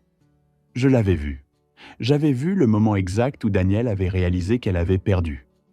Quand toutes ces manipulations et ces mensonges s'étaient effondrés autour d'elle, cela aurait dû être satisfaisant, et ça l'était. Mais sous cette satisfaction, il y avait autre chose. De la tristesse pour ce qu'était devenue cette femme, pour ce qu'elle avait fait aux enfants de Michael. Devant le palais de justice, mon téléphone sonna. C'était le bureau du district scolaire. Je les avais contactés avant l'audience, expliquant la situation. « Monsieur Turner, nous avons traité vos formulaires d'inscription pour Jacob et Sophia. Ils peuvent commencer à Laurelhurst Elementary la semaine prochaine. »« Merci, » dis-je. Carlos me frappa sur l'épaule. « Vous l'avez fait, Lonnie. Ces enfants sont en sécurité maintenant. »« Pour 60 jours, » corrigeai-je. « Ensuite, nous recommencerons tout pour la garde permanente. Nous gagnerons aussi. Surtout après la performance de Daniel aujourd'hui. » Il avait probablement raison. Mais je ne célébrais pas encore parce qu'en marchant vers ma voiture, j'entendais toujours la voix de Daniel résonner dans cette salle d'audience. « Tu le regretteras. Ce n'était pas fini. Ce n'était que le début. Et Daniel m'avait montré aujourd'hui exactement ce que j'avais toujours su de mon travail. Les gens qui blessent les enfants ne s'arrêtent pas d'eux-mêmes. Ils n'acceptent pas les conséquences avec grâce. Ils ripostent, salement si nécessaire. La question était de savoir à quel point Daniel était prêt à se battre salement. Je le découvrirais assez tôt. Mais pour l'instant, je devais aller chercher mes petits-enfants et les ramener chez eux, là où ils devaient être. Les premières semaines avec Jacob et Sophia de retour à la maison furent meilleures que je n'aurais pu l'imaginer. Ils ont commencé l'école à Laurelhurst Elementary, à quelques pâtés de maison de chez moi. Chaque matin, je leur préparais le petit déjeuner, un vrai petit déjeuner. Des œufs, du pain grillé et des fruits frais. Sophia bavardait sur ce qu'elle voulait porter. Jacob me parlait des livres qu'il lisait. Ils redevenaient des enfants au lieu de survivants. Mais je savais que cela ne durerait pas sans un combat. La première attaque vint par les voies officielles. Tôt un matin, environ 3 semaines après le début de l'arrangement de garde temporaire, on frappa à ma porte. 2 travailleurs sociaux des services de protection des adultes se tenait sur mon porche, l'air désolé, mais déterminé. « Monsieur Turner, nous avons reçu une plainte alléguant que vous pourriez ne pas être physiquement capable de prendre soin de 2 jeunes enfants à votre âge. Nous devons effectuer un contrôle de bien-être et une évaluation. » Je m'attendais à quelque chose comme ça. Daniel n'était pas du genre à accepter la défaite en silence. « Entrez, dis-je. Les enfants prennent leur petit déjeuner. » Ils passèrent 2 heures chez moi, interrogèrent les enfants séparément, posèrent des questions sur les repas, les heures de coucher, l'école, s'ils se sentaient en sécurité. Ils ont inspecté la maison, la chambre des enfants, et vérifié le réfrigérateur et le garde-manger. Ensuite, ils m'ont demandé de me soumettre à une évaluation médicale et à un bilan psychologique. C'est la procédure standard quand quelqu'un de votre âge prend la garde principale, a expliqué l'assistante sociale la plus âgée. Elle était au moins compatissante. Je sais que cela semble intrusif, mais nous devons donner suite à toutes les plaintes. Je comprends. J'ai travaillé dans ce système, vous vous souvenez ? Elle a souri légèrement. Je sais, Monsieur Turner, c'est pourquoi je suis sûr que vous réussirez haut la main. L'évaluation s'est déroulée au cours de la semaine suivante. L'examen physique a révélé une bonne tension artérielle, un cœur sain et aucune diminution cognitive. Le psychologue m'a posé des questions pendant 90 minutes sur la gestion du stress, le développement de l'enfant et mon système de soutien. Lorsque les résultats sont arrivés, les 2 évaluations ont conclu la même chose. J'étais parfaitement capable de prendre soin de Jacob et Sophia. La plainte a été classée sans suite. J'ai appris plus tard que Daniel l'avait déposée. Elle avait prétendu que j'étais sénile et dangereux. Kevin avait apparemment appelé la ligne d'information plusieurs fois sous différents noms, se faisant passer pour un voisin inquiet. Leur première contre-attaque avait échoué, mais Daniel ne faisait que commencer. Un soir de fin août, Carlos m'a appelé. Sa voix était tendue. « Lonnie, as-tu consulté les réseaux sociaux dernièrement ? Je n'utilise pas les réseaux sociaux. Pourquoi ? Il faut que tu vois ça. » Il m'a envoyé un lien vers une publication Facebook. Elle provenait du compte de Daniel et avait été partagée plus de 1000 fois. La publication était longue, émouvante, accompagnée d'anciennes photos d'elle avec Michael et les enfants. Elle s'y dépeignait comme une veuve éplorée et une mère aimante dont les enfants avaient été volés par un beau-père vindicatif ayant des relations dans le système des services sociaux. « Il a utilisé son ancien poste pour manipuler les tribunaux ?» avait-elle écrit. « Il a fabriqué des preuves, payé des gens pour mentir à mon sujet et utilisé son pouvoir pour me prendre mes bébés. Je me bats pour eux, mais il a le système de son côté. S'il vous plaît, partagez ceci. J'ai besoin que les gens connaissent la vérité. » Les commentaires étaient partagés. Certaines personnes y voyaient clair, mais d'autres la croyaient entièrement. « C'est dégoûtant. Batte-toi pour tes enfants, maman. » Je savais que le système était corrompu. Cela le prouve. Ce vieil homme devrait avoir honte de lui. Mon téléphone a commencé à recevoir des messages de numéros inconnus. Certains étaient de soutien, mais beaucoup étaient hostiles. Des gens que je n'avais jamais rencontrés me traitant de tout, de kidnappeurs à des choses pires que je ne répéterai pas. Carlos était inquiet. Cela pourrait influencer l'opinion publique. Si ça empire, cela pourrait même affecter la perception du juge lors de l'audience permanente. Pouvons-nous répondre ? Non, sans avoir l'air sur la défensive. Et nous ne pouvons pas divulguer de preuves publiquement. Ce sont des documents judiciaires scellés. Nous devons juste faire le dos rond. Alors, j'ai fait le dos rond, ignoré les messages, me suis concentré sur les enfants, les ai emmenés au parc, les ai aidés avec leurs devoirs, leur ai lu des histoires au coucher, laissant Daniel jouer ses jeux sur les réseaux sociaux pendant que je faisais ce qui comptait vraiment. Mais Gérald Morgan travaillait sur autre chose. Il m'a appelé un mardi après-midi. Vous vous souvenez que j'ai dit avoir des contacts qui pouvaient obtenir des relevés téléphoniques par des voies légales ? Oui. Eh bien, le bureau du procureur a assigné les relevés téléphoniques de Daniel dans le cadre de l'enquête criminelle sur la falsification. Et ils ont trouvé quelque chose de très intéressant. Quoi ? Un appel téléphonique entre Daniel et Kevin Sanders, passé environ 2 semaines avant que vous ne trouviez les enfants dans le parc. La conversation a été enregistrée. L'Oregon est un État à consentement unilatéral et le téléphone de Kevin était sous surveillance dans le cadre d'une enquête distincte sur certaines de ses activités. Mon cœur s'est mis à battre plus vite. Qu'ont-ils dit ? Vous allez vouloir entendre ça par vous-même. Pouvez-vous venir à mon bureau? J'y étais en 20 minutes.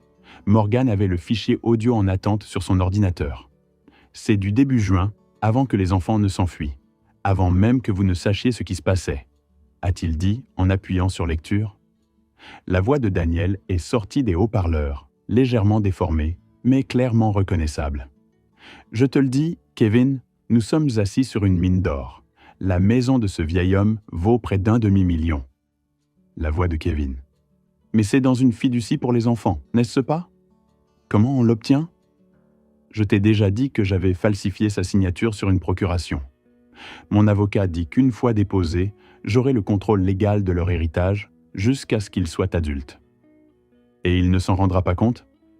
Daniel a ri, d'un rire froid et calculateur. Lonnie, s'il te plaît, il m'envoie de l'argent depuis 3 ans sans poser une seule question. Il se sent trop coupable à propos de Michael pour interférer.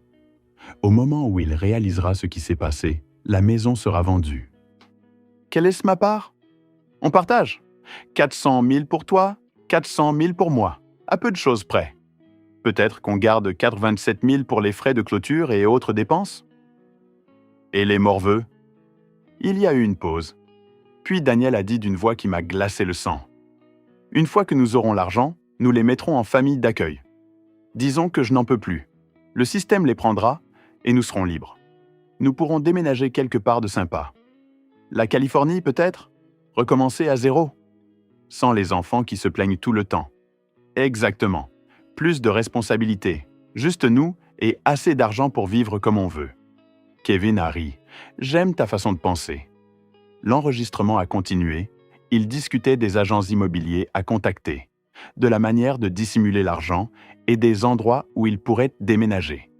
Ils parlaient des enfants comme s'il s'agissait de meubles encombrants dont il fallait se débarrasser. Morgan a arrêté la lecture. Il y en a plus, mais vous avez compris l'idée. Je suis resté assis, fixant l'écran de l'ordinateur, ressentant quelque chose au-delà de la colère, au-delà de la trahison. C'était une froideur qui s'était installée jusqu'à mes os. Daniel n'avait pas seulement été négligente. Elle n'avait pas seulement été égoïste. Elle avait systématiquement planifié de voler ses propres enfants et de les abandonner ensuite à l'État. Et elle l'avait fait tout en dépensant mon argent en bijoux et en restaurants. C'est recevable au tribunal? Ai-je demandé. Absolument. Cela a été obtenu légalement dans le cadre de l'enquête du DA. Et Lonnie, cela change tout. Ce n'est plus seulement de la négligence. C'est une conspiration en vue de commettre une fraude, une conspiration en vue d'abandonner des enfants, de l'exploitation financière. Le DA va adorer ça. J'ai écouté l'enregistrement 3 fois de plus. Chaque fois, le rire de Daniel, lorsqu'elle parlait de placer les enfants en famille d'accueil, me frappait plus fort. C'était les enfants de Michael, les petits-enfants qu'il avait tant désirés, et elle avait prévu de les jeter dans le système comme s'ils n'étaient rien. Envoyez ça à Carlos, ai-je dit, et au DA. Je veux qu'ils entendent exactement à qui ils ont affaire. C'est déjà fait, je l'ai envoyé ce matin. Ce soir-là, j'étais assis sur mon porche pendant que les enfants faisaient leurs devoirs à l'intérieur. J'entendais Sophia chanter pour elle-même. Jacob expliquait un problème de maths à voix haute.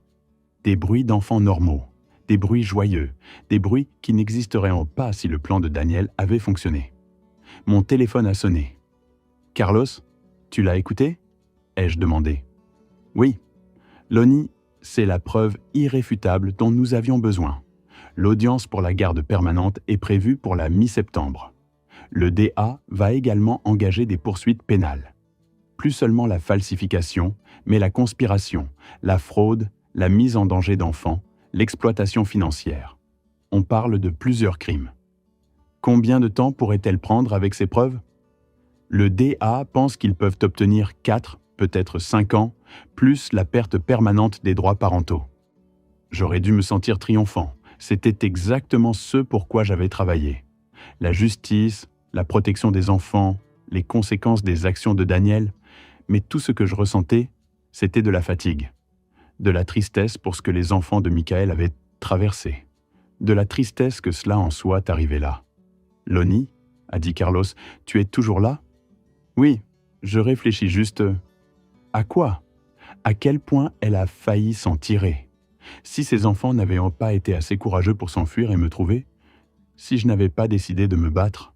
Mais tu l'as fait, et maintenant ces enfants sont en sécurité, c'est ça qui compte. Il avait raison, mais écouter cet enregistrement, entendre Daniel rire en parlant d'abandonner les enfants de Michael comme s'ils étaient des déchets, cela allait me hanter. Le lendemain matin, j'ai reçu un appel d'un numéro inconnu. Contre mon meilleur jugement, j'ai répondu. C'était Daniel. Tu as trouvé l'enregistrement ? Sa voix était monocorde, différente du ton confiant et manipulateur du fichier audio. Je ne l'ai pas trouvé. Le DA l'a fait dans le cadre de son enquête criminelle. Tu vas vraiment les laisser m'inculper ? M'envoyer en prison ? Je ne t'envoie nulle part, Daniel. Tu t'es fait ça toute seule. Ces enfants ont besoin de leur mère. Non, ai-je dit doucement. Ils ont besoin de quelqu'un qui les aime vraiment. Quelqu'un qui ne vendra pas leur héritage et ne les placera pas en famille d'accueil dès que ça l'arrange. Silence. Ce n'était que des paroles. Kevin et moi, on fantasmait juste. On n'aurait jamais vraiment... Gardez ça pour votre avocat. Ou mieux encore, gardez ça pour le jury. Lonnie, s'il te plaît. On peut arranger ça.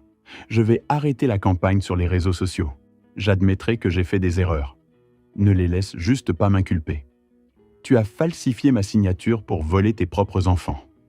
Tu les as négligés pendant des années en dépensant leur pension alimentaire pour toi-même. Tu as comploté pour les abandonner. Et maintenant, tu veux que je fasse disparaître tout ça ? Je suis la veuve de Michael. Il voudrait... Michael aurait honte de ce que tu es devenu, de ce que tu as fait à ses enfants.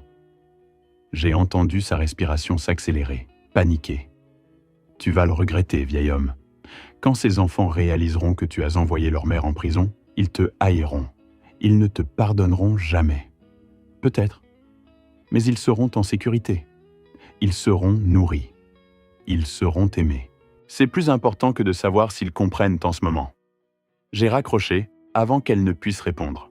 Cette nuit-là, Jacob m'a posé des questions sur sa mère. « On la reverra, papy ?» J'ai pensé à cet enregistrement, à l'audience permanente à venir, à ce que l'avenir pourrait réserver. Je ne sais pas, mon grand. Le tribunal en décidera. Mais pour l'instant, tu es ici avec moi. Tu es en sécurité, et c'est ce qui compte le plus. Il a hoché la tête, puis est retourné à son livre. En sécurité. Ce mot n'avait jamais eu autant de sens, et je ferai en sorte que cela reste ainsi, quoi que Daniel tente ensuite.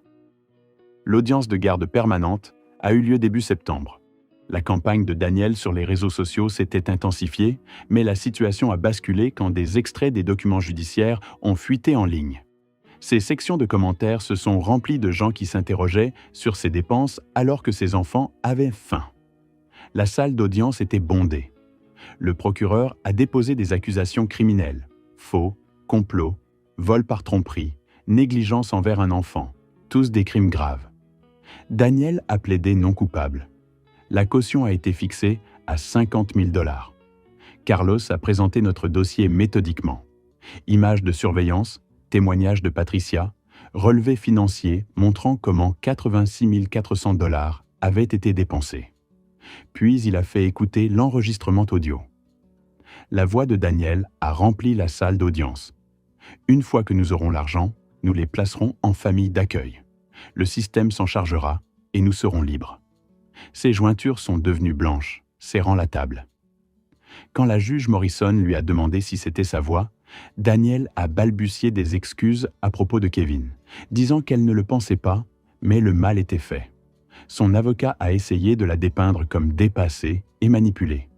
Le procureur a montré que l'enregistrement avait été obtenu légalement. Mon témoignage a été direct. Je savais ce qui était le mieux pour ses enfants, et ce n'était pas d'être laissés seuls pendant 12 heures ou de se faire voler leur héritage. La décision de la juge Morrison a été rapide. J'accorde la garde légale permanente complète à Lonnie Turner avec effet immédiat. Les droits parentaux de Madame Turner sont par la présente révoqués. « Non !» a crié Daniel. « Ce sont mes bébés !» Mais la juge a poursuivi. Restitution de 86 400 $ plus 12 000 $ et 300 $ de frais de justice. La fiducie est restée intacte, avec moi comme fiduciaire. Daniel a essayé de m'approcher alors que l'huissier la conduisait. « Tu me prends tout !» Je l'ai regardé directement. « Tu as tout gâché toi-même. Tu as utilisé la mémoire de Michael et mon argent tout en prévoyant d'abandonner ses enfants. La justice n'est pas une vengeance, Daniel. C'est juste toi qui fais face aux conséquences de tes choix. » Ce soir-là, j'ai récupéré Jacob et Sophia. Ils ont demandé des crêpes pour le dîner, bavardant de leur journée. Ils n'ont pas posé de questions sur le tribunal. Ils étaient juste des enfants. Pendant que je faisais des crêpes et qu'ils coloriaient, j'ai réalisé que la vraie victoire n'était pas la décision du tribunal. C'était ce moment. 2 enfants qui avaient eu faim et peur, maintenant riant à ma table de cuisine. C'était pour ça que je m'étais battu. Le procès pénal a eu lieu fin septembre. La salle d'audience était bondée de journalistes. Daniel semblait abattu dans une robe simple. Kevin était assis séparément avec son propre avocat. L'accusation a tout présenté. Vidéo de surveillance, témoignage de Patricia, l'expert en écriture, l'enregistrement audio. L'avocat de Daniel a tenté la défense de la veuve désespérée, mais le procureur l'a démoli. Vous avez dépensé 550 $ chez Nordstrom alors que vous aviez des difficultés financières? Le procureur a demandé pour des entretiens d'embauche. Vous n'avez pas travaillé depuis 3 ans. L'enregistrement a été rejoué. Le rire de Daniel alors qu'elle discutait d'abandonner ses enfants a résonné dans la salle d'audience. Le jury a délibéré pendant 6 heures.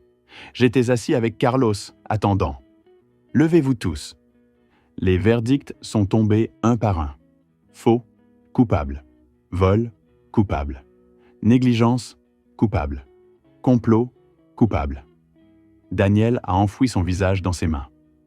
Kevin fixait le vide, immobile. La sentence est tombée 2 semaines plus tard.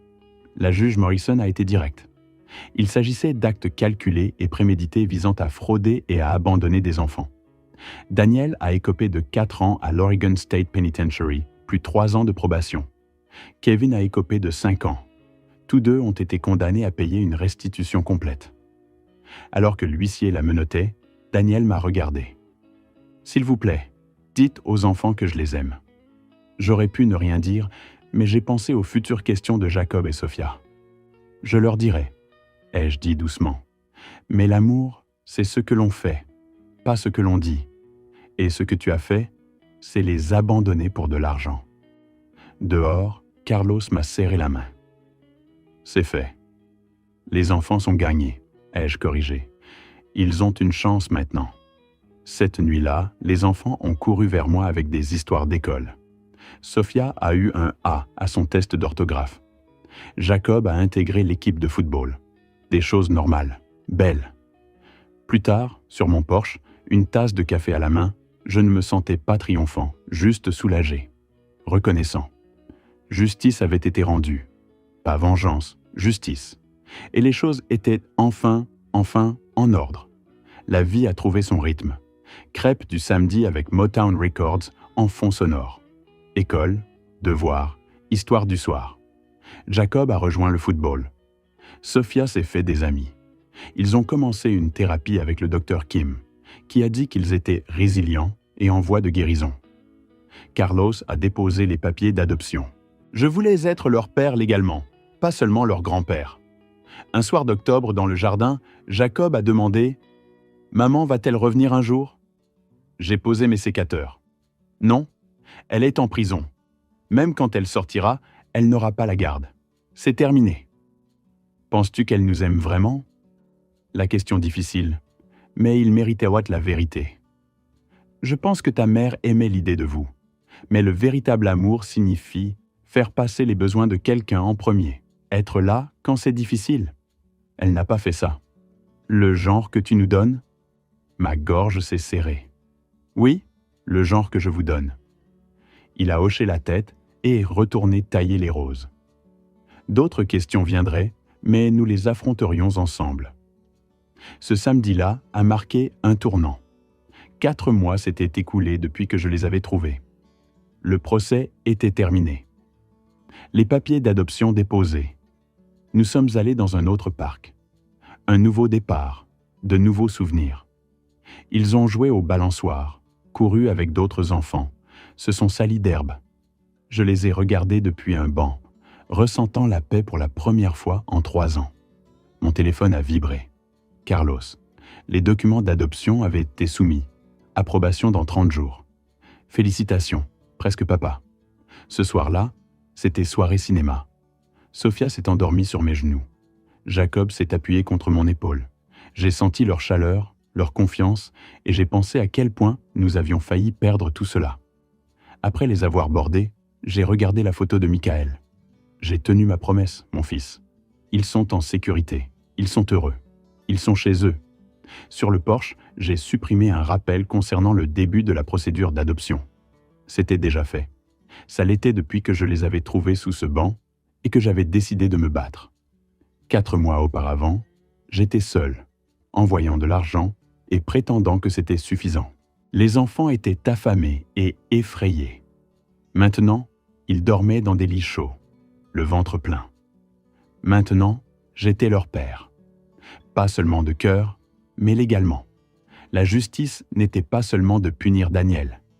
C'était de donner à ses enfants la vie qu'ils méritaient, de devenir la personne dont ils avaient besoin. Je suis allé les voir une dernière fois. Jacob était étalé sur son lit. Sophia était recroquevillée avec son ours en peluche. En sécurité, heureux, chez eux. Au lit, j'ai regardé de nouveau la photo de Michael. Ils vont s'en sortir. Mieux que s'en sortir. Ils vont avoir la vie que tu voulais pour eux. Je tiendrai cette promesse. La justice avait été rendue et elle le resterait tant que je vivrais. Les enfants étaient protégés de manière permanente.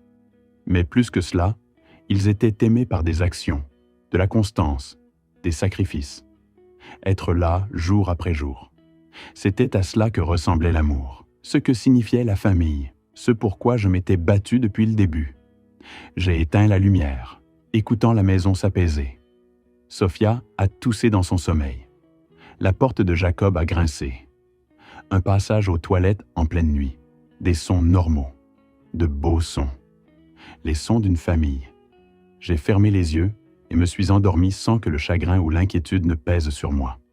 Juste la paix. Juste la maison. Juste exactement là où nous étions tous censés être. Si vous avez aimé cette histoire, merci de liker cette vidéo, de vous abonner à la chaîne et de partager vos impressions sur cette histoire dans les commentaires. Pour écouter la prochaine histoire, cliquez sur la vignette à gauche. Merci d'avoir regardé.